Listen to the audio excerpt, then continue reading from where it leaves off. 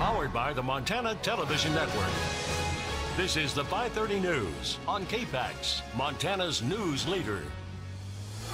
Good evening, I'm Jill Valley. And I'm Dennis Bragg. Authorities have released the names of the two people whose dismembered bodies were found in the basement of a Strand Avenue home last month. Missoula County Sheriff T.J. McDermott identified the victims as Missoula residents, 15-year-old Marilyn Pickett and 24-year-old Jackson Wiles. The Montana Department of Justice issued a missing endangered person advisory for Pickett back on August 17th, saying that she had been last seen in the company of Wiles.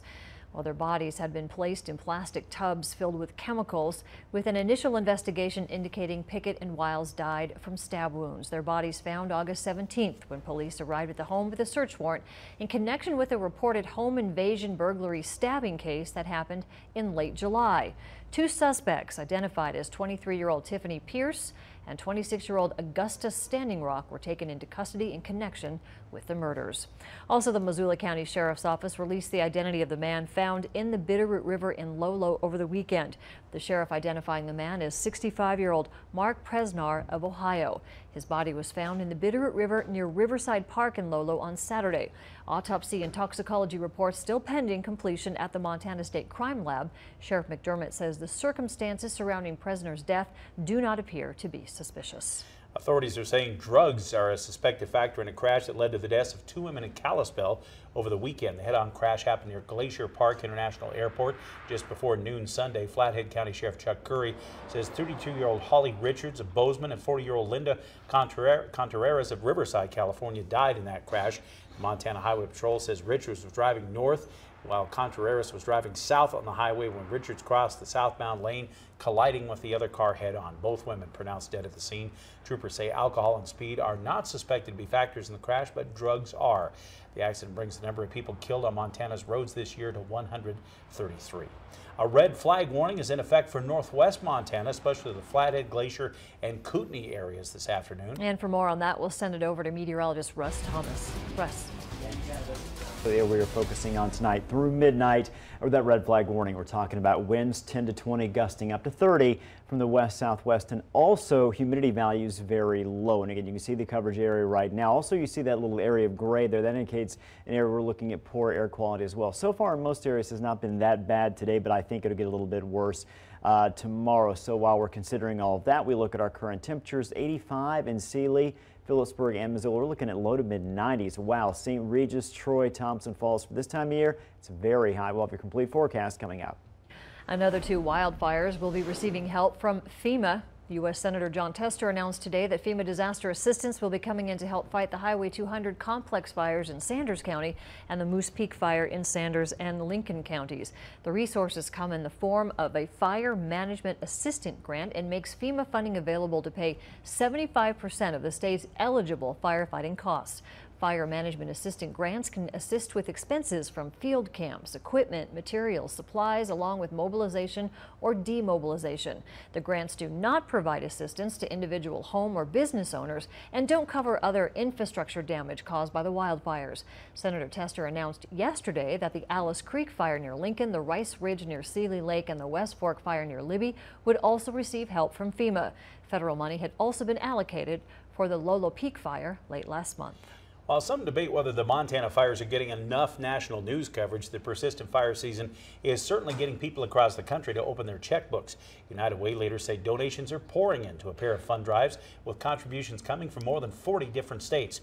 United Way of Missoula County established the drives last month in cooperation with Missoula County and other agencies helping fire victims and evacuees. Two separate drives are running to help with both the Lolo Peak and Rice Ridge fires. And people from across the U.S. are pitching in along with local contributors.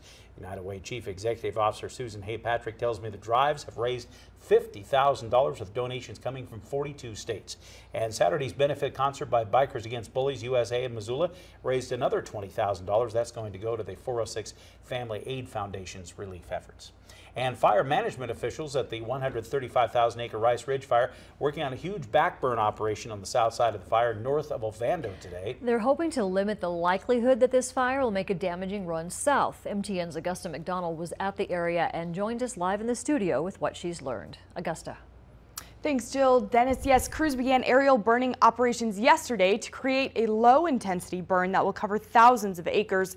When the Rice Ridge fire blew up and consumed nearly 50,000 acres just over a week ago, the blaze approached structures in that area, including homes, something fire managers want to prevent from happening again. Between 4,500 and 6,000 acres span between the west to east perimeters from Black Canyon Creek to Cave Creek.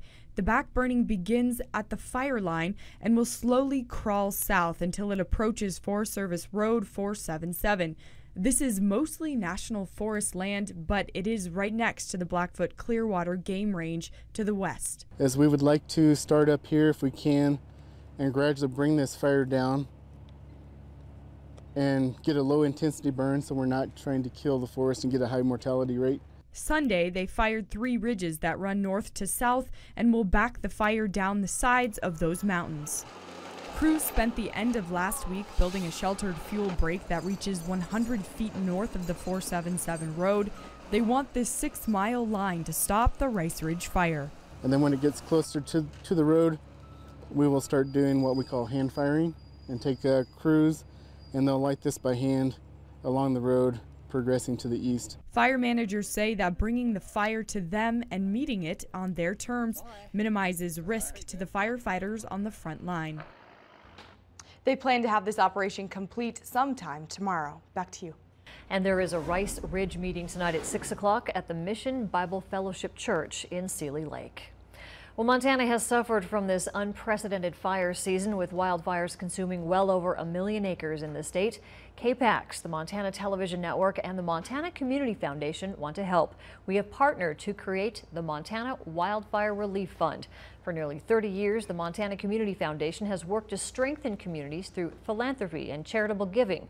Through our partnership, all donations will go directly to help the communities and firefighters affected by these wildfires. Everything matters. You know, every gift matters, and every gift, 100% of your gift is going to go directly to this cause. You know, there have been some incredible partners who've stepped up. Montana Television Network, for example, that is really making this a priority, and we have several others as well that have said, you know, this is important to us. And at the Community Foundation, it's important to us too. You know, we're your neighbors. We live here. We've been breathing the same smoke that you have. To donate, just go to kpax.com/wildfire fund. You can make your contribution online or get information on how to mail it in. Our MTM stations will match the first $50,000 in donations, so please take advantage of this opportunity to make a difference for our neighbors across the state. Well, today, of course, marking the 16th anniversary of 9/11, reminding Americans as well as many around the world of the nearly 3,000 lives that were lost that day. As the U.S. marks the anniversary, many are reflecting back on 9/11 and remembering the heroic acts that took place in the face of terrorism. MTN's Kent Lutzen captures the emotional memorial service. It'll be in Stevensville today. He joins us live. Kent? Jill, Dennis, it's been 16 years since 9/11 and the emotion still remains. The Stevensville Fire Department held a memorial service this morning, starting with a silent procession going down Main Street and ending with a reading of names, a reminder of the many courageous men and women that lost their lives in the line of duty.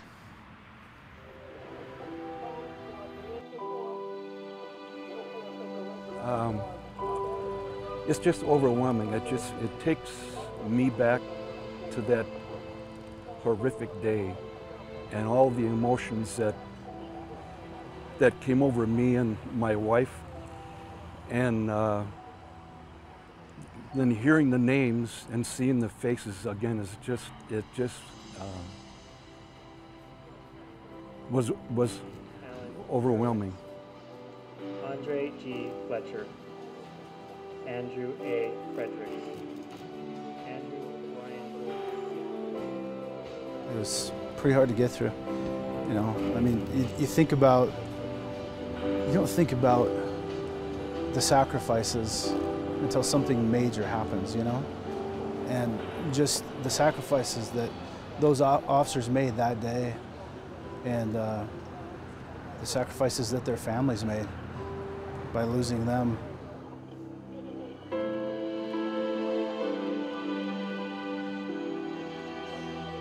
Keeping the memory of those people that sacrificed on that day alive just so it's not forgotten. It's such an integral part of our history. And it's really important that our generation passes on to the future generations what took place and the sacrifices that were made that day.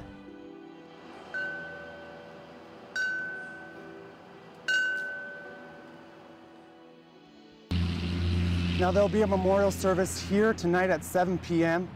Now there'll be a memorial service here tonight at 7 p.m. At the Memorial Rose Park here in Missoula. Reporting in Missoula, I'm Kent Lutzen, MTN News. Back to you in the studio.